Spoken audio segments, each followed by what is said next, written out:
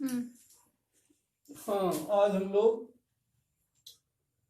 विद्युत धारा के चुंबकीय प्रभाव के अंतर्गत इस बात का अध्ययन करेंगे कि जब भी किसी एक चालक में या तार में विद्युत धारा प्रवाहित की जाती है तो वह चालक तार एक चुंबक बन जाता है और उस चालक के चारों ओर एक चुंबकीय क्षेत्र उत्पन्न हो जाता है। ये बात किसने बताया? लप्लास ने बताया। Laplace found that when the electric current is passed through a state conductor, एक मान लीजिए ये चालक है जिसमें ये धारा प्रवाहित की जा रही है इस दिशा में, ये I एम्पियर की धारा मान लीजिए बह रही है। कैसे प्रवाहित की जाएगी? इसको किसी एक आप उसके सेल से जोड़ेंगे, सेल से जोड़ेंगे या विद्युत स्रोत से आपने जोड़ दिया। ये है धन सिरा ऋण सिरा मान लीजिए जोड़ दिया गया, इस तरह से धारा बहेगी तो ये क्या हो जाएगा? ये एक चुंबक की तरह व्यवहार करेगा। ये तार है, ये भी चुंबक की तरह व्यवहार करेगा, ये भी चुंबक की तरह, ये भी नहीं कि ये नहीं। जहां कहीं भी विद्युत धारा बहेगी उसके चारों ओर एक चुंबकीय क्षेत्र उत्पन्न हो जाता है। मान लीजिए ये कोई एक चालक है ए बी, इसमें आपने विद्युत धारा प्रवाहित किया इस दिशा में, तो ये चालक तार ए बी एक चुंबक बन जाता है, एक मैग्नेट बन जाता है और इसके चारों ओर एक चुंबकीय क्षेत्र उत्पन्न हो जाता है। वो चुंबकीय क्षेत्र किस रूप में होता है? जैसे ये सकेंद्रीय वृत्तों, कॉन्सेंट्रिक सर्किल्स, देखिए इस तरह से इन वृत्तों का केंद्र एक ही है।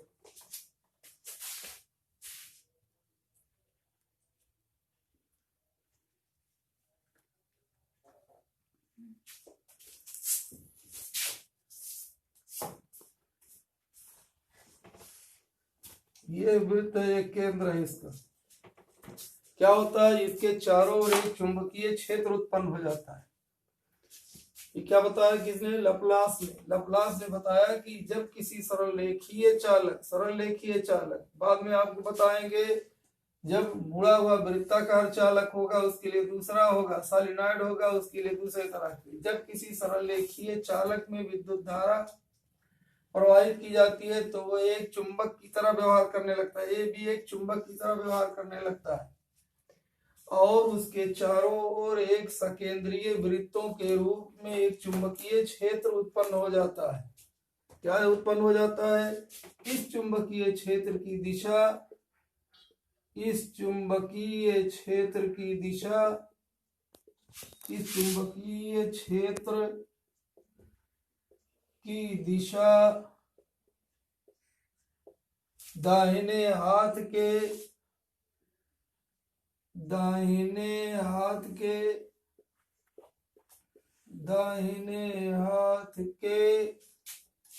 अंगूठे के नियम द्वारा प्रदर्शित किया जाता है। अंगूठे के नियम या मैक्सवेल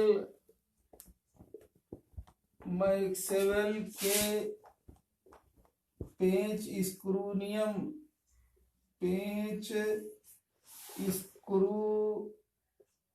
नियम द्वारा प्रदर्शित किया जाता है, द्वारा ज्ञात किया जाता है, चाहे को प्रदर्शित किया जाता है, रिप्रेजेंट किया जाता है, प्रदर्शित किया जाता है,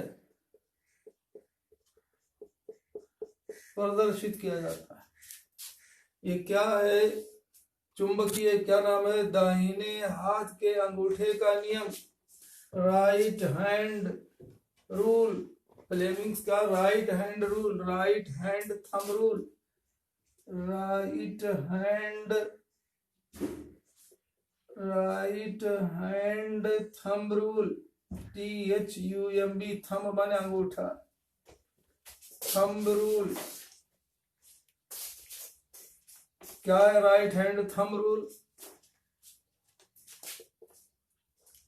if we hold the conductor, if we hold the conductor by our right hand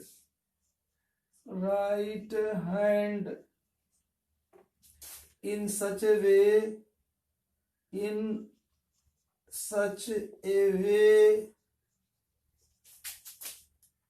that the direction of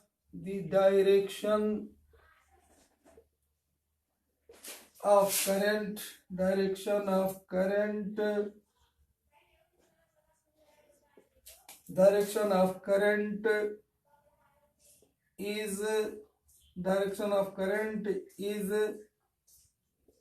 in the direction of our thumb, then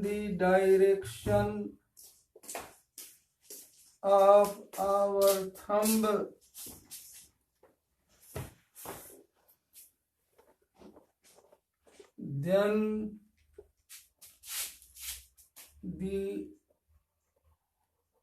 wrapped, WRAPPED, wrapped माने मुड़ी हुई, लिपटी हुई, wrapped fingers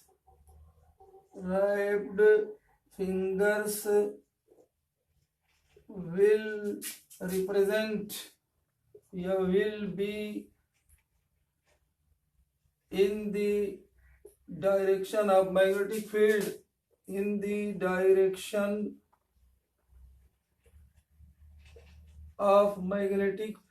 चुंबकीय क्षेत्र, मैग्नेटिक फील्ड। यदि हम धारावाही चालक को मान लीजिए ये कलम है, धारावाही चालक है, ये AB है, इसको हम अपने दाहिने हाथ से इस प्रकार पकड़ रहे हैं कि हमारा अंगूठा धारा की दिशा में हो। ये विद्युत धारा की दिशा है BA, B से A की ओर देख रहे हो, धारा की दिशा है, ये I एम्पियर की धारा बह रही है, धारा की दिशा हो, इस तरह से हम पकड़ें। यदि हम सरल रेखीय चालक को, धारावाही चालक को अपने दाहिने हाथ से इस प्रकार पकड़े कि हमारे अंगूठा की दिशा विद्युत धारा की दिशा में हो, तो हमारी ये मुड़ी हुई उंगलियां, देखो इस तरह से मैंने पकड़ा है, ये मुड़ी हुई उंगलियां चुंबकीय क्षेत्र की दिशा को प्रदर्शित करेंगी, चुंबकीय क्षेत्र की दिशा को प्रदर्शित करती है। जैसे हमने इस तरह से इसको पकड़ा तो क्या होगा, ये इस तरह से है, देखो इधर, तो ये क्या करती है, हमारी मुड़ी हुई उंगलियां इसकी चुंबकीय क्षेत्र की दिशा को प्रदर्शित करती हैं। अब ये किस तरह से आप बनाओगे, आप पर निर्भर करता है। मान लीजिए इस तरह आपने पकड़ा है, ये मुड़ी हुई उंगलियां नीचे की ओर हैं, तो ये इस दिशा में हो जाएगा, ये चुंबकीय क्षेत्र की दिशा हो जाएगी। किधर दिशा में, इस तरफ से, क्या है, इस दिशा में चुंबकीय क्षेत्र की दिशा। ये क्या है, right hand screw, right hand thumb rule इसे कहा जाता है। राइट हैंड थंब रूल क्या है, दाहिने हाथ के अंगूठे का नियम।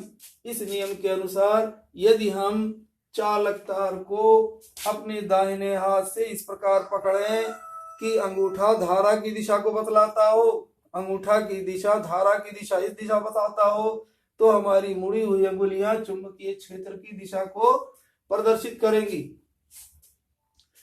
इसी को एक दूसरे वैज्ञानिक ने बताया। किसने बताया, मैक्सवेल ने बताया। मैक्सवेल्स स्क्रू रूल, स्क्रू माने कांटी या पेंच जिस पर चूड़ी बनी हुई होती है, उस कांटी को। तो कहते हैं कि इनके अनुसार, मैक्सवेल ने कहा कि यदि हम स्क्रू की नोक की दिशा को धारा की दिशा मान लें, यदि हम स्क्रू के नोक की दिशा को धारा की दिशा मान लें और हम उसको इस तरह से, कांटी को इस तरह घुमाएं, स्क्रू को इसे घुमाया जाता है, देखिए ध्यान से, कसते समय, उखाड़ते समय नहीं, स्क्रू को कसते समय, कांटी को वस्तु में कसते समय इस तरह इसे बढ़ई घुमाता है यूं।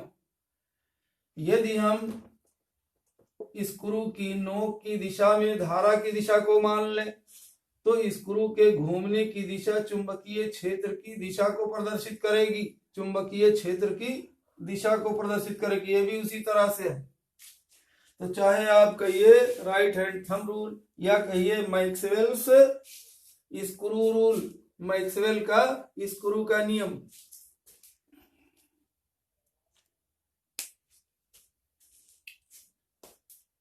जल्दी से नोट करो इसे।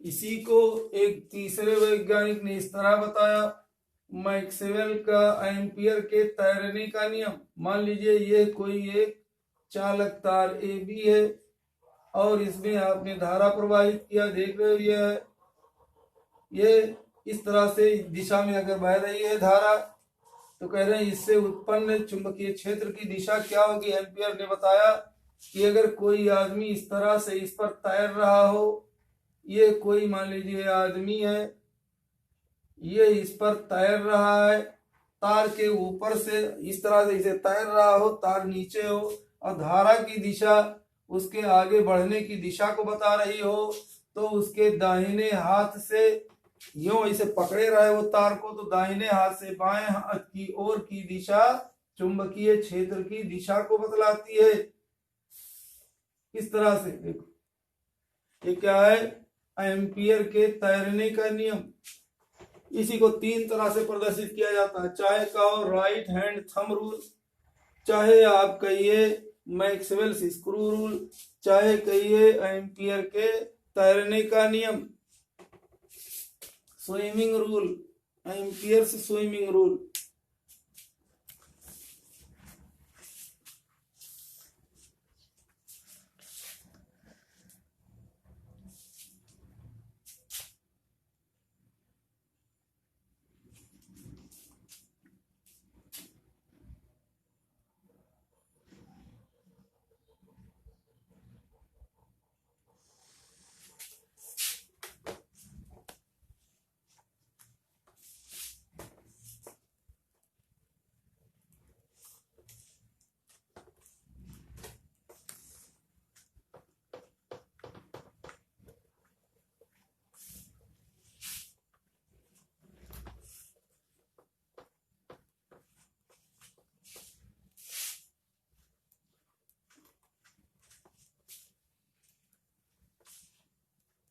अब आइए इसी संबंध में हम और आगे बढ़ते हैं, जो कि बड़ा ही इम्पोर्टेंट है और यही हमारे जीवन में हम लोग मोटर का उपयोग करते हैं बहुत ज्यादा। वो मोटर का सिद्धांत पर यह आधारित है। क्या है आप देखें इसे, फोर्स डेवलपिंग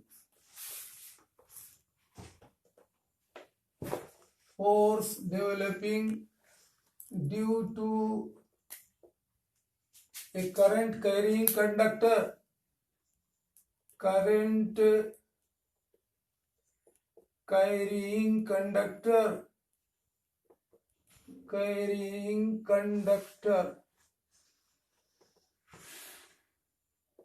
धारावाही चालक के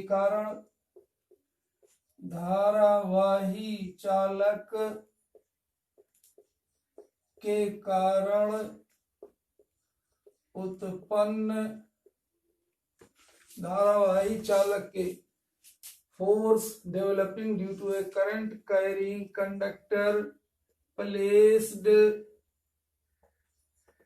इन a magnetic field,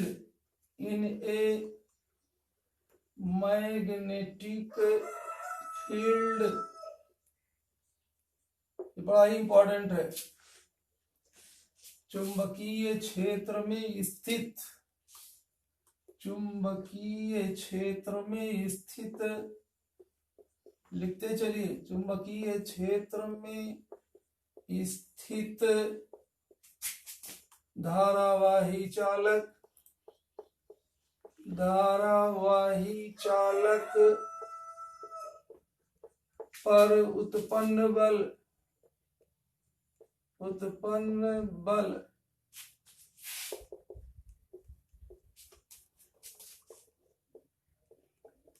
ampere found that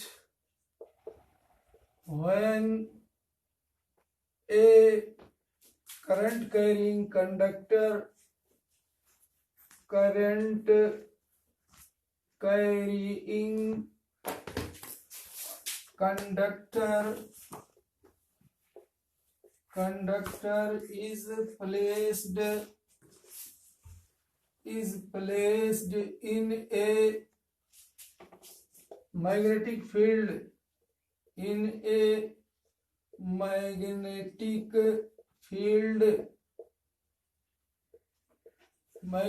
field, it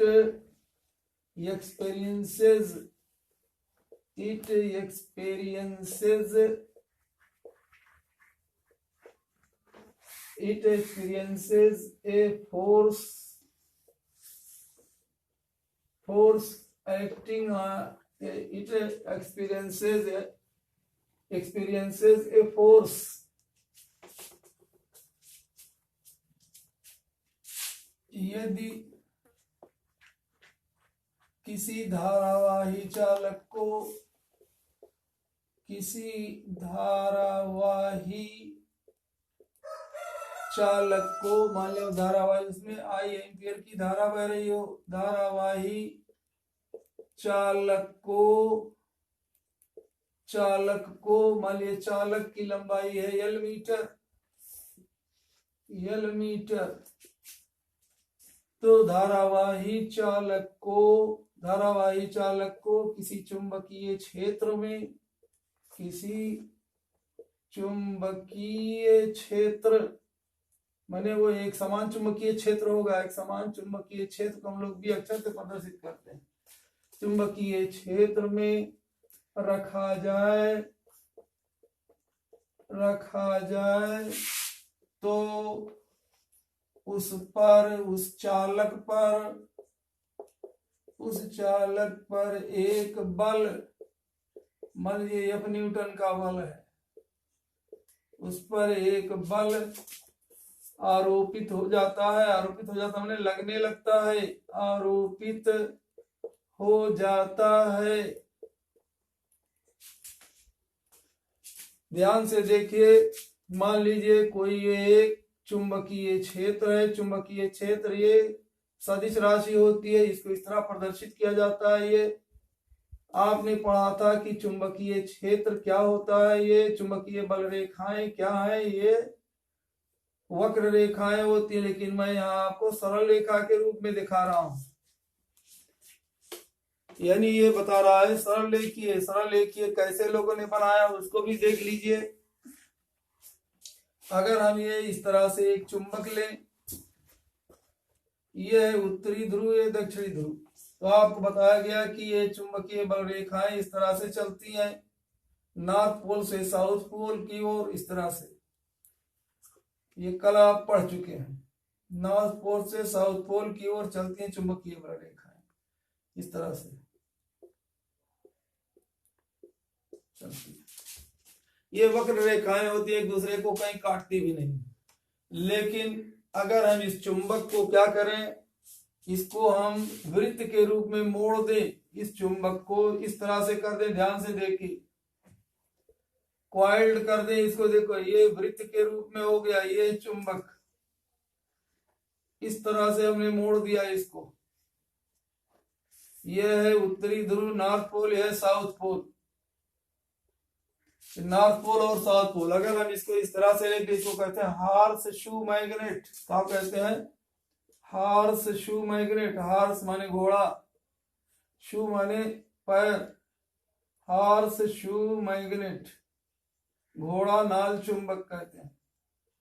ये घोड़े को पुराने जमाने में इक्का से लोग सामान ढोते थे, जबकि मोटर गाड़ियां नहीं थी।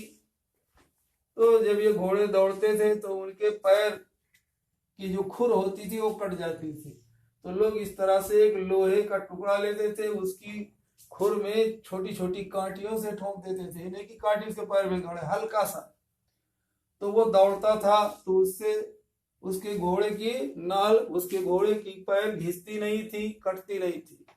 उसी नाम पर ये पड़ गया घोड़ा नाल चुंबक, horse shoe magnet.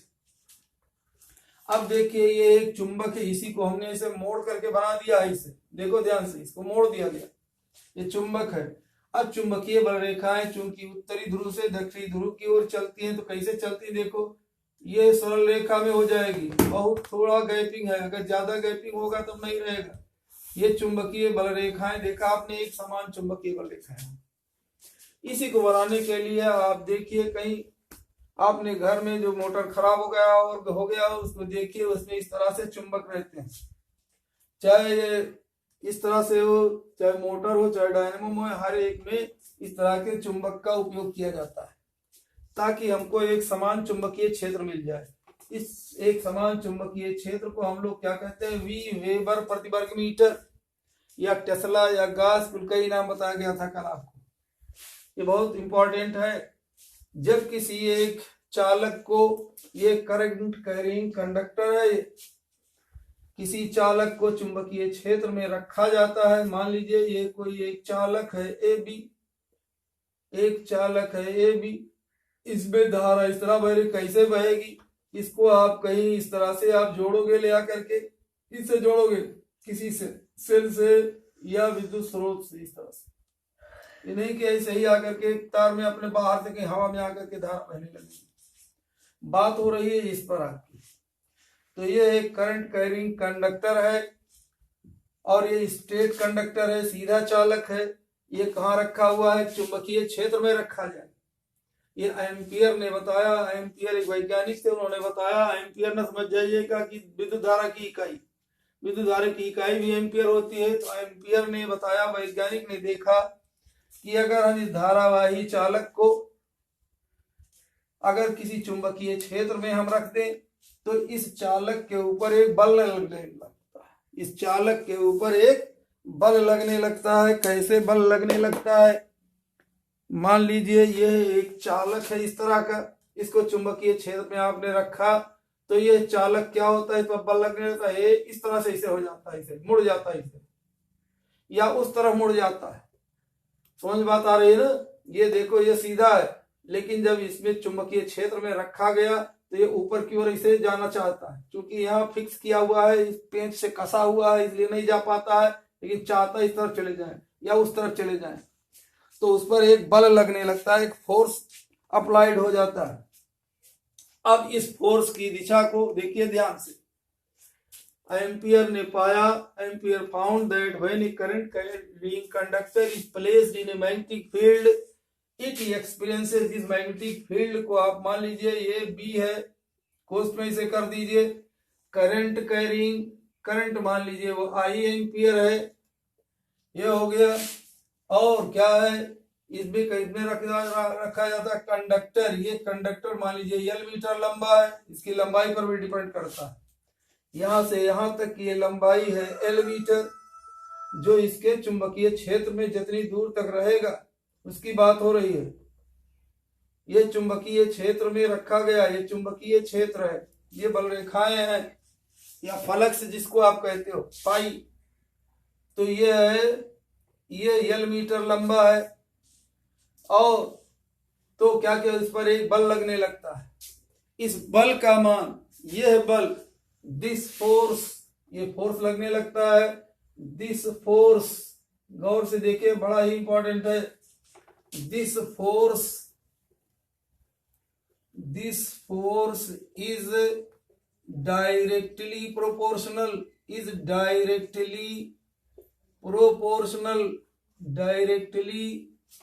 proportional, directly proportional to magnetic field to magnetic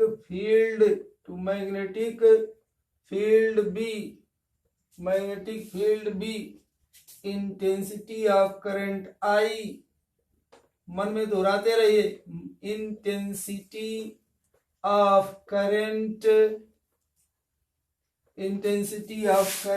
I,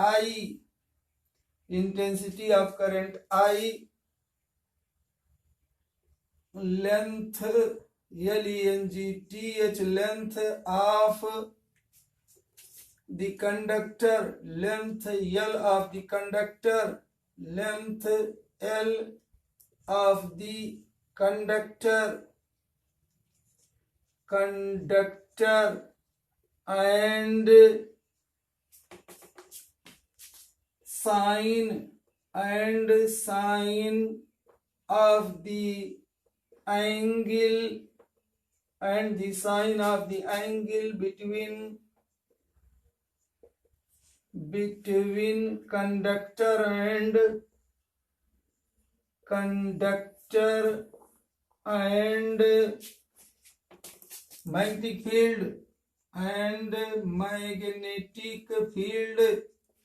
magnetic field angle, वो एंगल मान लीजिए थीटा, मान लीजिए वो थीटा एंगल है। कैसे, देखिए कह रहे हैं कि इस पर जो बल लगेगा, मान लीजिए इस पर लगने वाला बल है F न्यूटन, कितना है F न्यूटन, तो ये F उतना ही ज्यादा होगा जितने इसमें क्या हो जाएगा, इस चुंबकीय क्षेत्र का मान, अगर चुंबकीय क्षेत्र B का मान अधिक है तो F का मान अधिक होगा, अनुक्रमानुपाती का है हो गया, यानी B का मान बढ़ा देने से F का मान बढ़ जाएगा। फिर कहते हैं इसमें प्रवाहित धारा मान लीजिए I एम्पियर की बह रही है, तो इस धारा का मान बढ़ा देने से भी बल का मान बढ़ जाता, फोर्स का मान बढ़ जाता है। तो हम कहेंगे F is proportional to I। कैसे कहेंगे, इसे कर देंगे I माने अर्थात F is proportional to B। Relation number first, F is proportional to I। Relation number two, F is proportional to L। Relation number three, and F is proportional to sin theta. Relation number 4 ध्यान से देखा, बड़ा ही important है। ये क्या होता है, क्या होता है, चुंबकीय क्षेत्र के अनुक्रमानुपाती होता है, यानी F is proportional to B। F अनुक्रमानुपाती है चुंबकीय क्षेत्र के। F is proportional to intensity of current। F is proportional to I, यानी जितने I का मान ज्यादा होगा उतने ज्यादा बल लगेगा। F is proportional to L, अगर इसकी लेंथ बढ़ा दिया जाए तो F का मान बढ़ जाता है। F is proportional to L and F is proportional to sin theta. Theta क्या चीज है, ये चुंबकीय क्षेत्र और चालक के बीच बना कोण, ये है थीटा। ये भी थीटा होगा, ये भी थीटा, ये सब थीटा होगा, क्योंकि हम जानते हैं यदि किन्हीं दो समांतर रेखाओं को कोई तीसरी रेखा काटे या मिलाए तो यल की आकृति, देखो इसे दो चुंबकीय समांतर रेखा है, तीसरी रेखा काटती तो यल की आकृति बनाने वाला, इसे यल की आकृति बनाने वाले कोण संगत कोण करस्पॉन्डिंग एंगल कहलाते हैं। And these are equal when two parallel lines is divided, is cut by a third line। When a third line cuts the two parallel lines, then the corresponding angles are equal। corresponding angles देखिए, ये corresponding angle, इनको कहते हैं संगत कोण, आपस में बराबर होते हैं। ये थीटा, ये भी थीटा, सब थीटा थीटा अंश के होंगे। तो कहते हैं ये कोण जितना ही ज्यादा होगा मान उतना ही अधिक होगा। कैसे ज्यादा होगा, ये मान लीजिए ये है, ये इस तरह से ये कोण छोटा है, आप फिर यही देखिए इस तरह से चालक को आपने कर दिया तो कोण बढ़ गया, और कर दिया इस तरह से तो ये और भी बढ़ गया, मैंने 90 डिग्री हो गया करीब। ये 30 अंश था, मान लो 45 अंश हो गया। बढ़ाते गए आप तो कोण का मान जितना ही ज्यादा होगा आरोपित बल का मान उतना ही अधिक होगा। तो ये आपने देखा 4 आपके पास ये रिलेशंस हैं। अब इन चारों को आप मिलाइए एक में, कहोगे ज्वाइनिंग, चाहे कहो combining, joining the relation, relation संबंध, relation first, second, third and fourth को मिलाने पर हम जानते हैं बाईं तरफ एफ है, तो इसको एक ही बार लिखा जाता है। एफ इज प्रोपोर्शनल टू, दाहिने वाले को गुणा कर दिया जाता है, B into I into L into sine theta, B I L sine theta. इतना नोट कीजिए जल्दी से।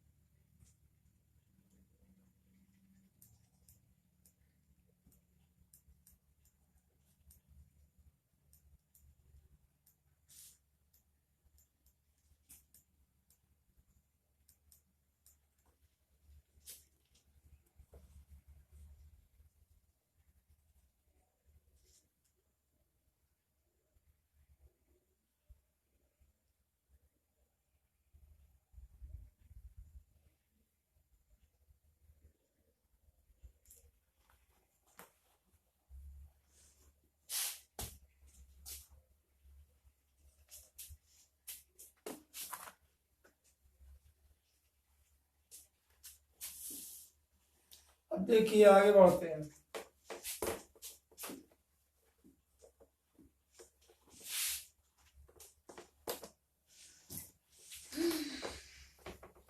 देख ये रहा एफ इज प्रोपोर्शनल टू इतना, इसको आप कह सकते हो संबंध नंबर 5। हम जानते हैं किसी अनुक्रमानुपाती चिन्ह को, प्रोपोर्शनलिटी को हम इक्वलिटी में बदलना चाहें, किसी प्रोपोर्शनलिटी को इक्वलिटी में बदलना चाहें, अनुक्रमानुपाती को बराबर के चिन्ह में बदलना चाहें, तो एक स्थिर अंक से हमको गुणा करना पड़ता है। याद कीजिए मैंने बताया था रूपी इज प्रोपोर्शनल टू पैसा, जितना ही ज्यादा पैसा होगा उतना ज्यादा रुपया बनेगा। यानी 2 रूपी इज इक्वल टू 100 गुणे 2p, 5r is equal to 100 into 5p, 10 रूपी is equal to 100 into 10p। यानी आप देख रहे हो कि स्थिर अंक है 100 100 100। ऐसे ही कहीं भी अनुक्रमानुपाती का चिन्ह हो, उसको इक्वलिटी में बदलना हो, तो आप कहोगे R F is equal to K into B I L sine theta, K B I L sine theta, where K is A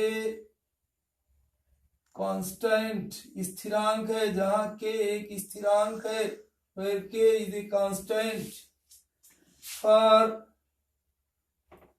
air, हवा के लिए, या निर्वात के लिए, फॉर एयर, और vacuum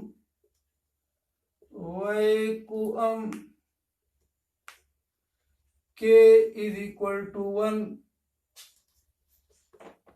taking k is equal to 1, f is equal to b I l sin theta। अब आइए देखिए, ये b का मैग्नीट्यूड है, b का मान है। अब इस बल की दिशा को ज्ञात करने के लिए हम एक दूसरे नियम का उपयोग करेंगे। ये तो बल रहा, बल की इकाई न्यूटन, F बराबर B is equal to BIL sine theta. ये बल का परिमाण है, नाप है, माप। अब इसकी दिशा को ज्ञात करने के लिए फ्लेमिंग साहब ने एक नियम बताया जिसे हम कहते हैं Fleming's left hand rule. The magnitude of the, ये क्या होगा, magnitude of the force is B I L sine theta, but direction, the direction of this force, the direction of this force F, is force F is decided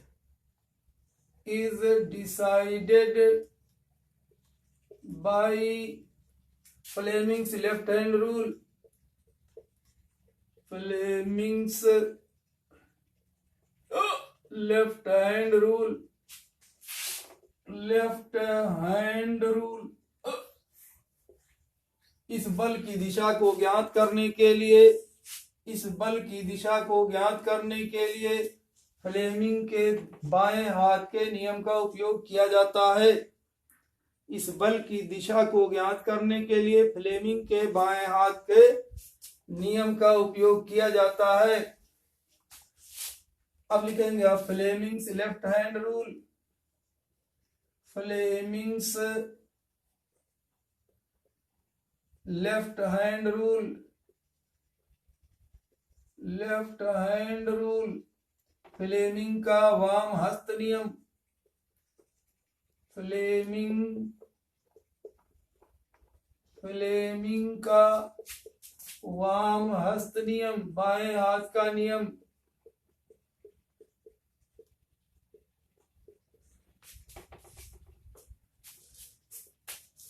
According to this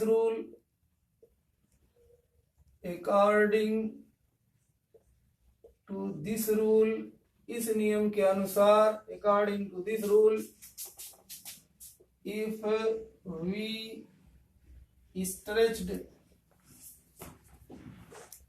stretch माने फैलाना, stretched, if we stretch our first three fingers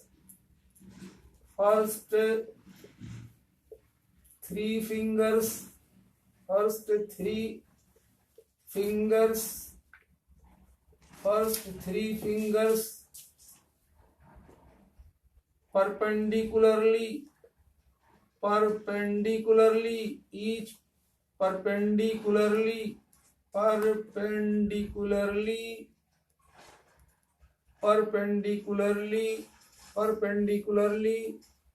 to each other, यदि हम अपने बाएं हाथ की प्रथम तीन अंगुलियों को परस्पर लंबवत दिशा में इस प्रकार फैलाएं, यदि हम, बड़ा इंपॉर्टेंट है ये, अपने बाएं हाथ की प्रथम तीन अंगुलियों को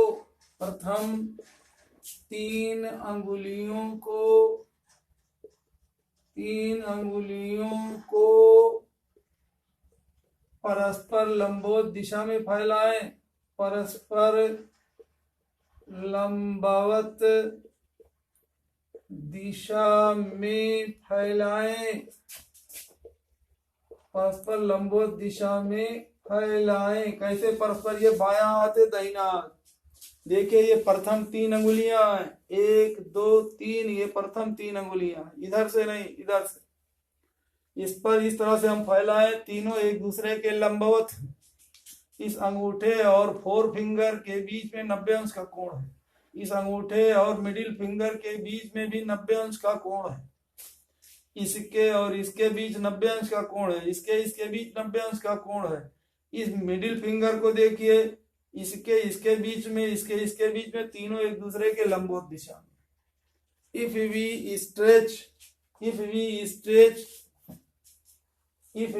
stretch our first three fingers of our left hand in such a way that they are perpendicular to each other, यदि हम अपने बाएं हाथ की प्रथम तीन अंगुलियों को परस्पर लंबवत दिशा में फैला है, इस तरह से नहीं, ये भी फैला, ये लंबवत दिशा में नहीं, इनके बीच में 90 अंश का कोण नहीं है, 90 अंश का नहीं, इस तरह से ये 90 अंश के कोण पर इस प्रकार फैलाएं। और अब देखिए आगे, लंबवत दिशा में फैलाएं एंड, और क्या हो, एंड फोर फिंगर, फोर माने चार नहीं, फोर माने अगली, फोर फिंगर, ये फोर फिंगर, ये मिडिल फिंगर, ये thumb, four finger and four finger is in the direction of forefinger. If the forefinger is in the direction of magnetic field,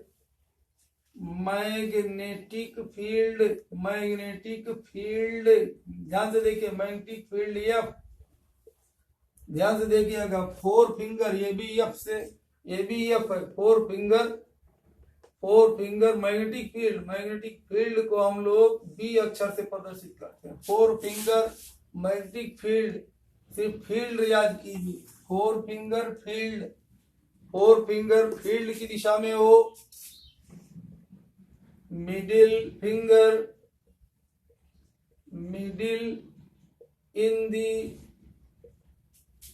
the middle, मध्य धारा की दिशा में हो, मध्य, मिडिल क्या है, middle in the direction of the current, in the direction of current, मध्य विद्युत धारा की दिशा में हो, देन the thumb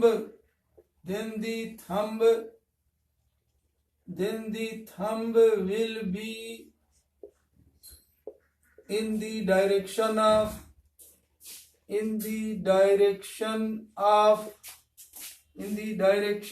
force,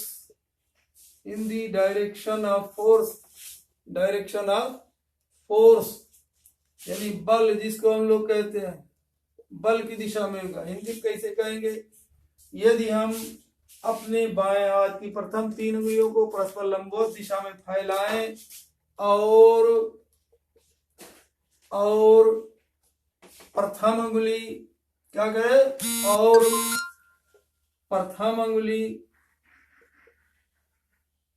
और इसको क्या कहेंगे, इसको हम कहते हैं तर्जनी, और तर्जनी चुंबकीय क्षेत्र की दिशा को बतावे, चुंबकीय क्षेत्र की दिशा में हो, मध्य धारा की दिशा में हो, मध्य धारा, ये मध्य बिचली उंगली, मध्य धारा की दिशा में हो, धारा की दिशा में हो, तो अंगूठा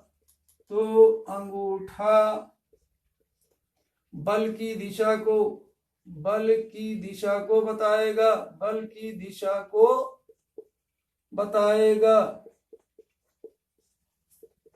फिर से देखिए, बड़ा ही इंपॉर्टेंट है। यदि हम क्या करें, अपने बाएं हाथ की प्रथम 3 अंगुलियों को परस्पर लंबवत दिशा में फैलाएं, ये लंबवत दिशा में है, और फोर फिंगर यानी तर्जनी क्या है, चुंबकीय क्षेत्र की दिशा को प्रदर्शित करती हो। जैसे यहाँ देखिए, अगर हमने ये चुंबकीय क्षेत्र है बी, ये हमने इसको इस तरह से धारावाही चालक को रखा कि ये देखिए 90 अंश का कोण बनाता हो, ये धारावाही चालक, इसमें I एम्पियर की धारा बह रही है, मान लीजिए ये चुंबकीय क्षेत्र बी है, और देखिए दोनों पर चुंबकीय क्षेत्र बी हो गया, ये तर्जनी है, तर्जनी क्या बताती है, चुंबकीय क्षेत्र की दिशा को, मध्य धारा की दिशा को, इसे देखिए यूं, मध्य धारा की दिशा को बताती हो, तो इस तार पर कितना बल लगेगा, वो बल लगेगा जो ब्लैक बोर्ड पर नीचे की ओर दबाएगा, यूं इस तरह से, तीनों एक दूसरे के लंबों से। ये पेन को देखिए, इसको, ये पेन की दिशा इस आई के भी लंबवत है, बी के भी लंबवत, तीनों एक दूसरे के लंबवत है, तो ये बल किस तरफ लगेगा, यानी इसको इस तरह से मोड़ देगा। बल क्या होगा, इस ब्लैक बोर्ड पर या इस व्हाइट बोर्ड पर बाहर से उसके अंदर घुसने की दिशा में होगा। और अगर यही इस तरह से हो जाए, देखिए ये धारा की दिशा इधर है, ये चुंबकीय क्षेत्र की दिशा है, तब क्या होगा, देखिए आप इस तरह से आप देखोगे, ये है, अब अपने देखिए ध्यान से, ये चुंबकीय क्षेत्र की दिशा है, तर्जनी की दिशा बी, ये आई की दिशा, धारा की दिशा नीचे, तो इस पर बल कैसे लगेगा, ये बाहर की ओर, ब्लैक बोर्ड पर बाहर की ओर, ये तार बाहर की ओर से खींच जाएगा। ये दोनों स्थितियां ध्यान से समझ लें। अब यहीं पर आज खत्म, कल हम लोग इससे संबंधित पढ़ेंगे मोटर का सिद्धांत, मोटर क्या है, कैसे वो कार्य करता है, बड़ा ही इंपॉर्टेंट है। बोर्ड के इम्तिहान में हर साल एक क्वेश्चन जरूर रहता है, एक साल पूछा जाता है, मोटर क्या है, उसका सिद्धांत क्या है, कार्यविधि बताओ। दूसरे साल पूछा जाता है जनरेटर क्या है, जनरेटर का सिद्धांत क्या है, उसकी कार्यविधि बताओ। समझो एक क्वेश्चन ही आउट रहता है, इसलिए ध्यान से इसको आप पढ़ेंगे।